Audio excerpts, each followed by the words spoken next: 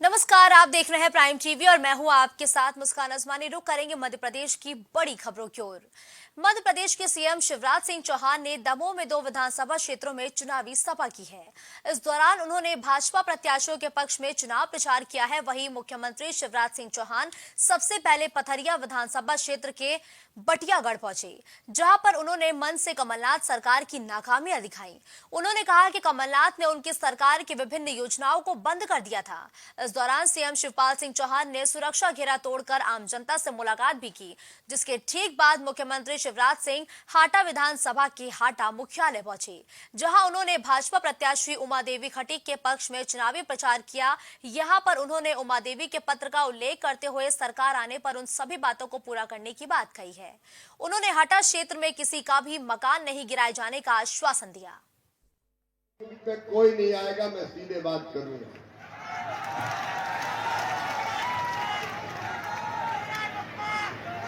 मेरे भांजो जिंदाबाद। तुम्हारे लिए ही मैं जिंदा हूं, अब ये सोच लो। बोले भारत माता की, मेरी लाडली बहनों की, मेरे प्यारे भाइयों की।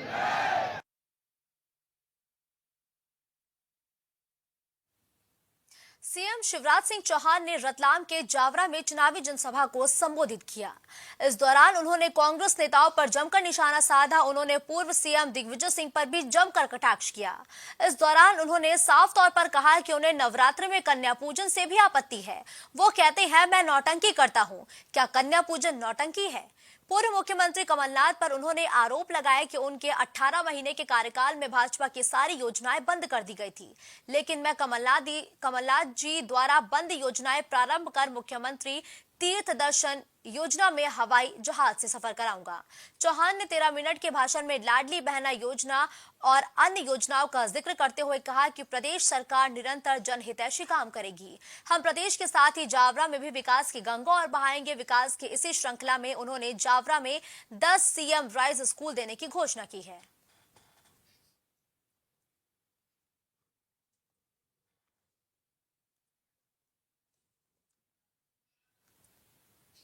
खबर ग्वालियर से है, जहां बीजेपी नेता और महाराष्ट्र के सह प्रभारी जयभान पवैया ने कहा कि उनकी पार्टी गरीब कल्याण और विकास की अवधारणा को लेकर राजनीति करती है।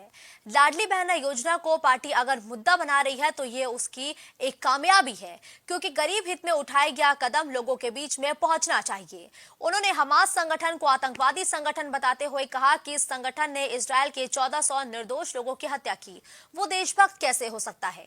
भाजपा नेता पवैया ने आगे कहा कि हमारे प्रदेश के खरगोन में कांग्रेस प्रत्याशी हमास के लोगों के मारे जाने पर श्रद्धांजलि सभा आयोजित करते हैं।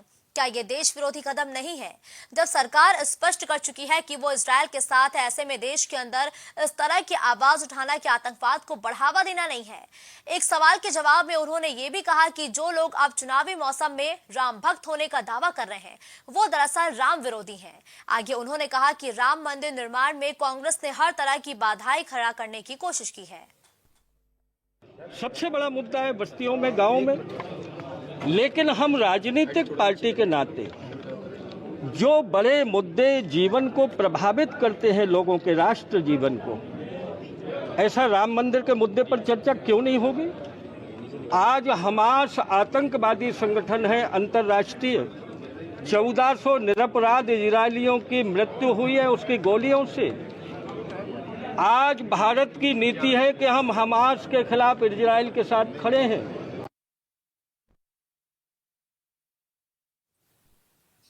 अब खबर सागर से है, जहां रैली विधानसभा क्षेत्र में भारतीय जनता पार्टी और कांग्रेस में बयानबाजी जोरों पर है। बीजेपी के 40 साल के किले को ध्वस्त करने कांग्रेस एकजुट होकर हर संभव प्रयास कर रही है। ऐसे में भाजपा नेता और मंत्री पुत्र अभिषेक भार्गव का बयान भी सामने आया। मंत्री पुत्र अभिषेक भार्गव ने चुनावी नुक्कड़ सभा को संबोधित करते हुए कहा कि इस बार विधायक के लिए नहीं बल्कि मुख्यमंत्री बनाने के लिए चुनाव लड़ा जा रहा है और कांग्रेस चाहे तो इस बार का चुनाव निर्विरोध करा सकती है। अगली बार हम लोग सभी मिलकर कांग्रेस को निर्विरोध करा देते हैं। हालांकि बयानबाजी का दौर इस समय चालू है। कांग्रेस भारतीय जनता पार्टी पर आरोप लगा रही है तो वही भारतीय जनता पार्टी कांग्रेस पर भी लगातार हमलावर है।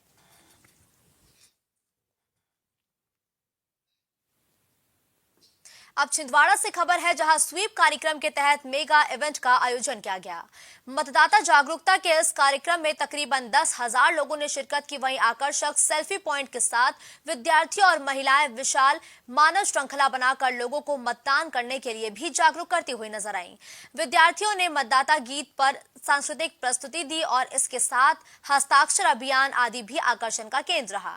कार्यक्रम में 80 साल से अधिक आयु के बुजुर्ग मतदाता, दिव्यांग मतदाता और पहली बार वोट करने जा रहे युवा मतदाताओं का सम्मान भी किया गया। मतदान से संबंधित अन्य जानकारियां भी शेयर की गई है।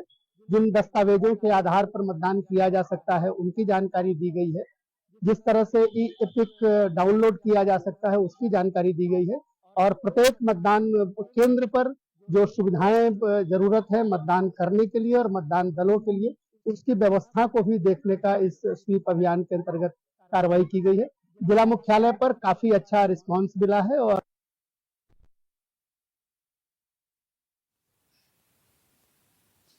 ग्वालियर की डबरा पुलिस ने शातिर बदमाश शाकिफ उर्फ सोनू के खिलाफ सीआरपीसी की धारा 122 के तहत बड़ी कार्रवाई की है।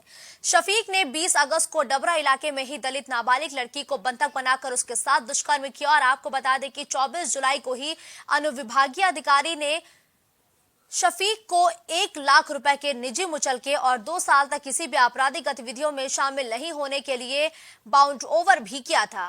बावजूद इसके अगले ही महीने शफीक ने 14 साल की दलित नाबालिग लड़की को अपनी हवस का शिकार बना डाला। मामले में पुलिस ने उसके खिलाफ दलित उत्पीड़न पॉक्सो एक्ट और 342 के तहत मुकदमा दर्ज किया है। पुलिस की अनुशंसा पर एसडीएम ने उसके निजी मुचलके की राशि को जब्त कर लिया और उसे 2 साल के लिए न्यायिक अभिरक्षा में सेंट्रल जेल भेज दिया है। यहां उसके जमानत आवेदन पर फिलहाल कोई विचार नहीं किया जाएगा। ये पहला ऐसा मामला है जिसमें पाबंदियों की शर्तों के लागू होने के अगले ही महीने किसी अपराधी ने गंभीर और संगीन किस्म के अपराध को अंजाम दिया। शफीक खान डबरा का आदतन अपराधी है और उसके खिलाफ लगभग 1 दर्जन मामले लंबित हैं। डबरा पुलिस ने कल एक जो आदतन अपराधी था सोनू उर्फ शफीक करके, आदतन अपराधी होकर उसके विरुद्ध 110 की कार्रवाई की गई थी। 110 की कार्रवाई में उसको एसडीएम न्यायालय द्वारा बाउंड ओवर की कार्रवाई की गई थी, जिसमें 1 लाख रुपए का जमानत राशि तथा 2 वर्ष के लिए सदाचार का बाउंड भरवाया गया था।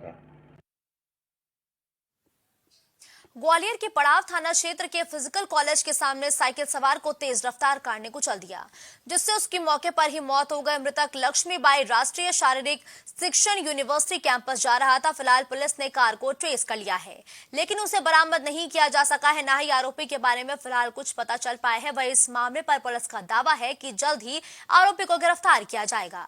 आपको बता दें कि महाराजपाड़े पर टेलरिंग का काम करने वाले संतोष शाह के LNIPCE campus race course road पर रहते हैं। वो महाराजपाड़े में अपना काम निपटाकर रात को कैंपस लौट रहे थे, तभी तेज रफ्तार कार ने उन्हें कार की चपेट में ले लिया। घटना की जानकारी मिलते ही लक्ष्मीबाई राष्ट्रीय शारीरिक शिक्षण यूनिवर्सिटी के छात्र सड़कों पर आ गए और उन्होंने रेस कोर्स रोड पर कुछ समय के लिए जाम कर दिया। बाद में पुलिस मौके पर पहुंची और जल्द ही कार चालक को गिरफ्तार करने का आश्वासन दिया, जिसके बाद छात्रों का गुस्सा शांत हो सका।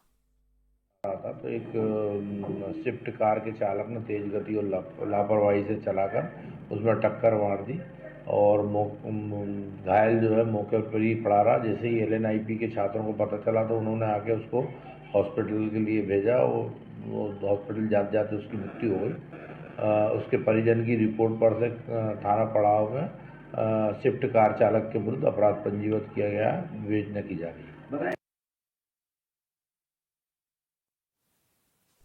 अब ग्वालियर से खबर है, जहां जनकगंज थाना क्षेत्र के शंकर कॉलोनी में सोमवार की रात हुए एक मकान में विस्फोट से घायल महिला चंदा देवी जैन की इलाज के दौरान मौत हो गई है।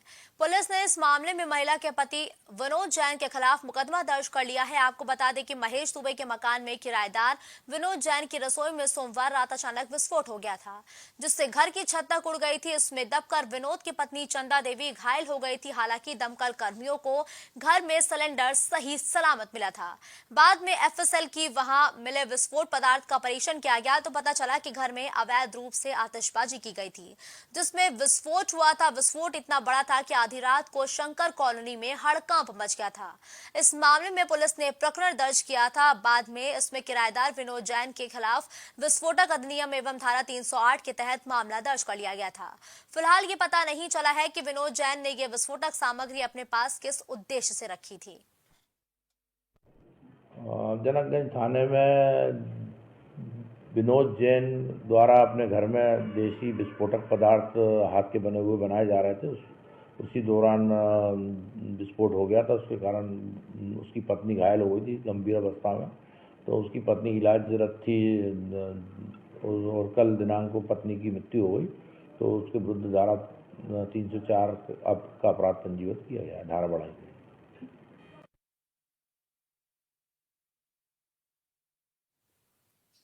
इस बुलेटिन में फिलहाल के लिए बस इतना ही। देश और दुनिया की तमाम बड़ी खबरों के लिए आप देखते रहिए प्राइम टीवी।